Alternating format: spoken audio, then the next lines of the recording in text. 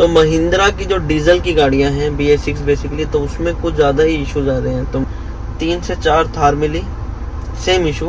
ये डीजल की ही प्रॉब्लम आ रही है, पर डीजल पे मत जाओ, पेट्रोल में जाओ। कि महिंद्रा आजकल काफ़ी मतलब बूम पे चल रहे हैं महिंद्रा के प्रोडक्ट।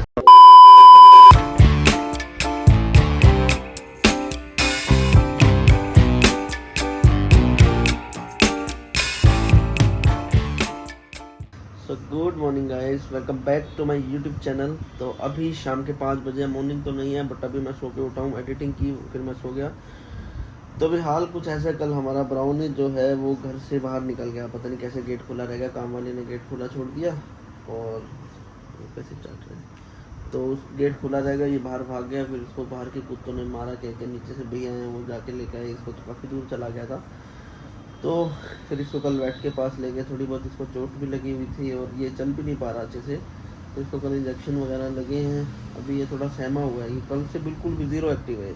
तो इतना एक्टिव रहता है ये, जैसे ही मेरे को देखता है ये खेलता है कूदता है। कि कल मैं बहुत दिनों के बाद इससे मिला, कि मैं बेंगलोर चला गया था, फिर पानीपत चला गया, तो ये बिल्कुल भी एक्टिव नहीं था, सिर्फ आया मेरे पास आके बैठ गया और वही लेट गया। तो मुझे लगा कुछ इशू है, फिर पता चला कि ऐसे ऐसे बाहर भाग गया था। और फिर इसको मैंने चेक किया तो इसके इंजरी भी थी, खून आ रहा था वहाँ से। फिर मैं फटाफट बैठ के पास ले गया, इसका वहाँ ट्रीटमेंट करवाया। तो ये देखो कल से ऐसे ही सहमा सा हुआ है, ऐसे ही कल से ऐसे सहमा हुआ है। तो अभी इसको मतलब एंटीबायोटिक वगैरह दे दिया, अभी ये ठीक है, थोड़ा टाइम तो लगेगा रिकवर करने में। तो चलो गाइज, अभी फटाफट तैयार होते हैं, नहाते हैं।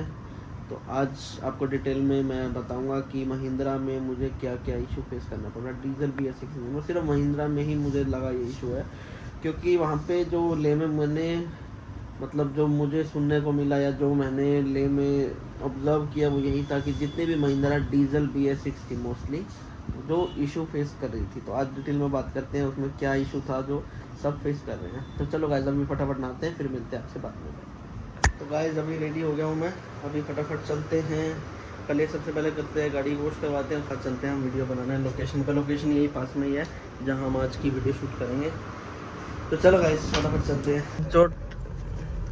तो गाइस, अभी टाइम है 6:07 और अभी हम जा रहे हैं अमृत भैया के पास गाड़ी वॉश करवाने।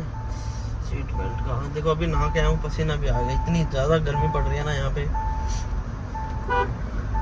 ये इधर ही है पास में, अभी जस्ट घर से निकला हूँ और सामने ही है अमृत भैया का वॉशिंग सेंटर।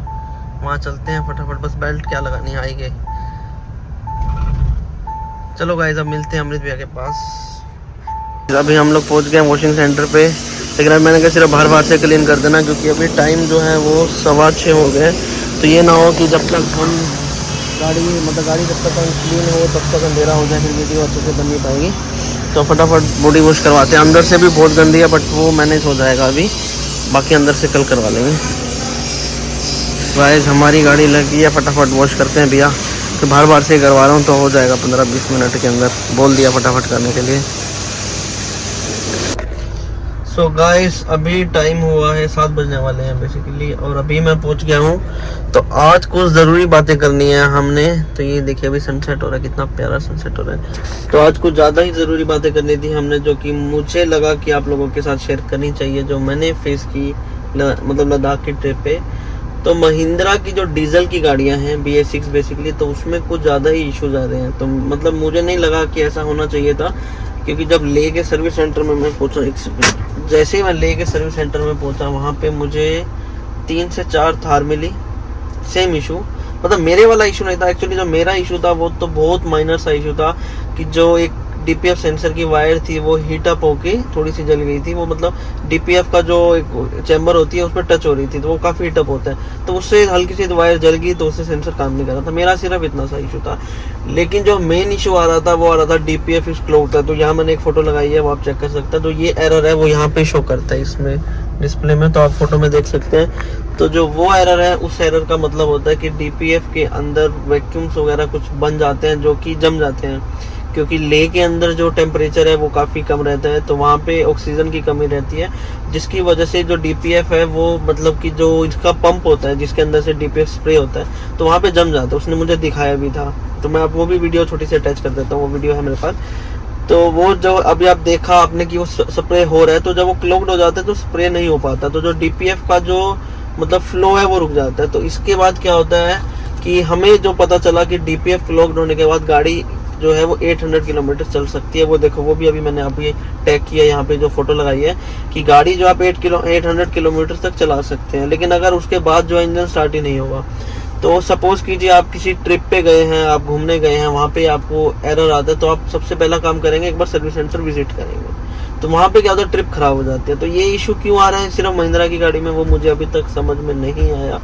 और जो डीपीएफ क्लोग्ड होता है, तो उसके बाद मैंने जैसे मेरा आया था डीपीएफ क्लोग्ड, हम नुब्रा वैली के लिए जा रहे थे, तो उस टाइम हम लोग जैसे रास्ते में ही थे नुब्रा वैली, उस टाइम 140 किलोमीटर से गया था, मतलब खरदुंगला पास क्रॉस कर लिया था हमने। वहाँ पे वो एरर आया डीपीएफ इज क्लोग्ड, तो मैंने आरएसए में कॉल किया, वहाँ पे नेटवर्क है हमारे पास। तो महिंद्रा रोड साइड असिस्टेंट में मुझे बताया गया कि वैसे आप गाड़ी 800 किलोमीटर तक आराम से चला सकते हैं अगर आप चलाना चाहते हैं, लेकिन हम सजेस्ट करेंगे कि आप अगर पॉसिबल है तो नियरेस्ट सर्विस सेंटर विजिट करें। तो सर्विस सेंटर 50 किलोमीटर दूर था, नुब्रा वैली 140 किलोमीटर था, मतलब 140 किलोमीटर जाना, उसके बाद 200 किलोमीटर रिटर्न आना, 340 किलोमीटर, तो एक मतलब रिस्क वाली बात थी, जिससे हमने वो मतलब नुब्रा वैली जाने का जो प्लान है वो कैंसिल किया। और सर्विस सेंटर वालों ने भी मतलब आरएसए ने भी यही मुझे सजेस्ट किया कि आप पहले सर्विस सेंटर जाओ।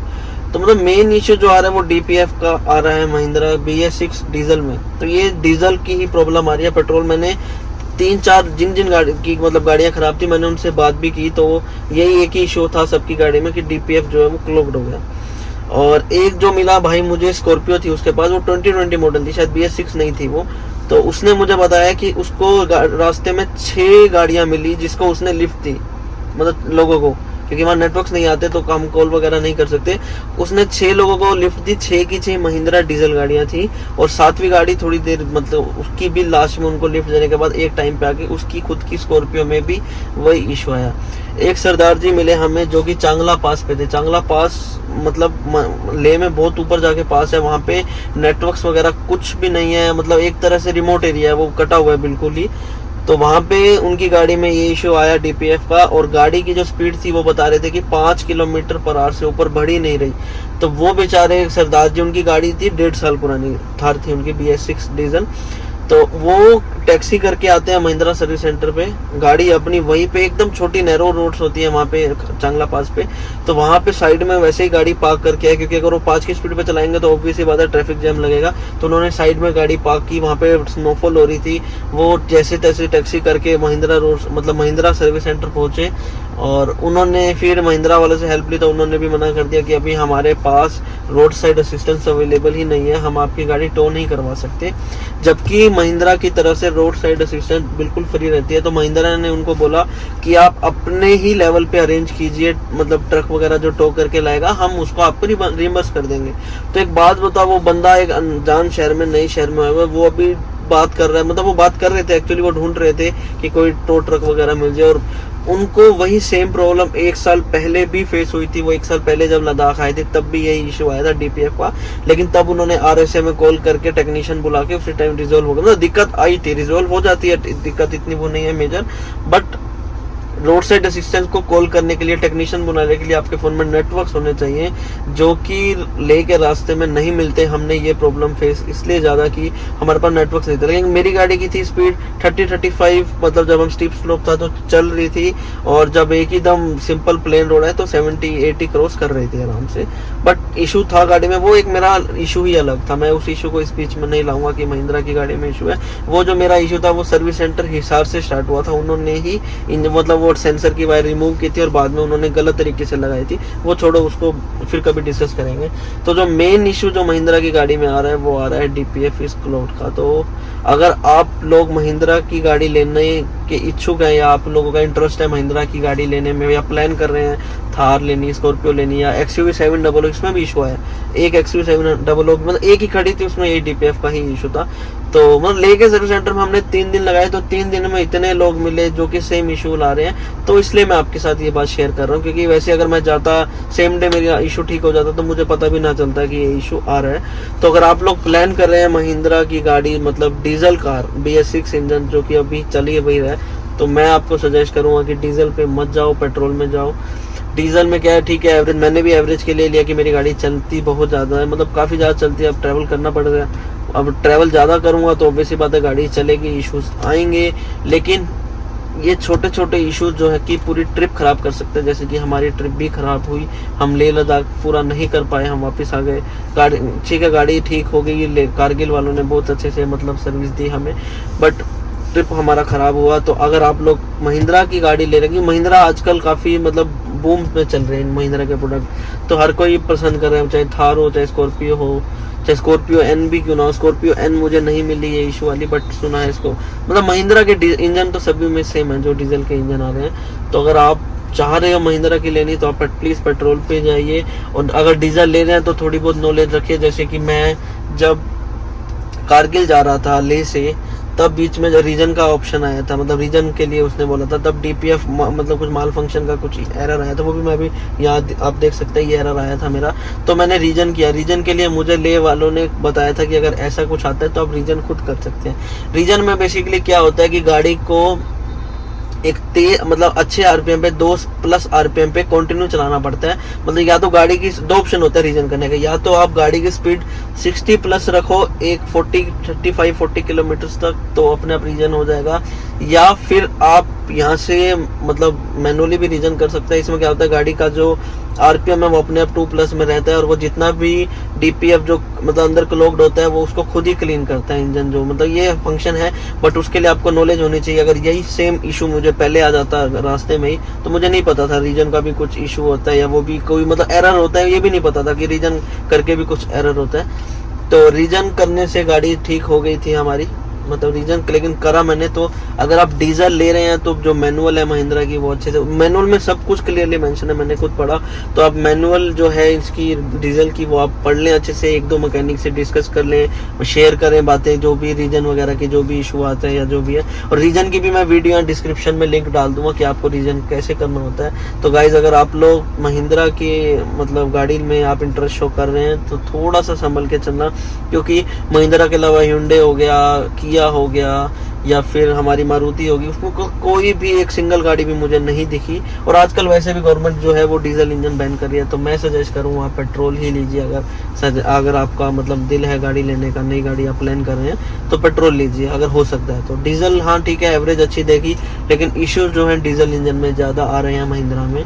तो चलो गाइस, आज की जो ये वीडियो है ये मतलब एक आपको इन्फॉर्मेशन मैंने शेयर करनी थी। मैं काफ़ी टाइम से दिमाग में था, थोड़ा मतलब टाइम नहीं मिल पा रहा था, तो अब मुझे लगा कि आप लोग जो हैं ये बात ध्यान में रखेंगे, और गाड़ी जब भी लें नई महिंद्रा के लिए एक बार डिस्कस ज़रूर करना, चाहे सर्विस सेंटर में हो, चाहे जो लोग यूज़ कर रहे हैं उनसे भी 1-2 बार। मुझे वो लोग मिले सर्विस सेंटर में जो एक्चुअली यूज़ कर रहे हैं, जो इशू फेस कर रहे हैं, तो तभी मैं आप लोगों के साथ शेयर कर पा रहा हूँ। अगर आप लोग जाके, मैंने भी जैसे लिए सीधे, मुझे थार लेनी थी, मैंने गया सीधी मतलब पहले पेट्रोल मैंने मतलब फाइनल किया था, बट मैंने सोचा गाड़ी चलेगी ज़्यादा और पेट्रोल एवरेज बिल्कुल भी नहीं देती ऑटोमेटिक, तो मैंने डीजल ले ली। तो आप लोग अगर ऐसे ही गाड़ी लेना की मतलब प्लान कर रहे हैं तो थोड़ा सा एक बार लोगों से बात करना जो महिंद्रा यूज़ कर रहे हैं, वो मतलब कैसे उनको इशू आ रहा है, और वो भी जो ज़्यादा रेगुलर चला रहे हैं। अगर आपकी चलती कम है तो आप डीजल इंजन ले सकते हैं, कोई इशू नहीं है। अगर मैं जैसे पहाड़ों पे जाऊंगा या बार बार लॉन्ग ट्रिप्स करूंगा तो बीच बीच में मुझे इशू जो आएंगे, फिर मैं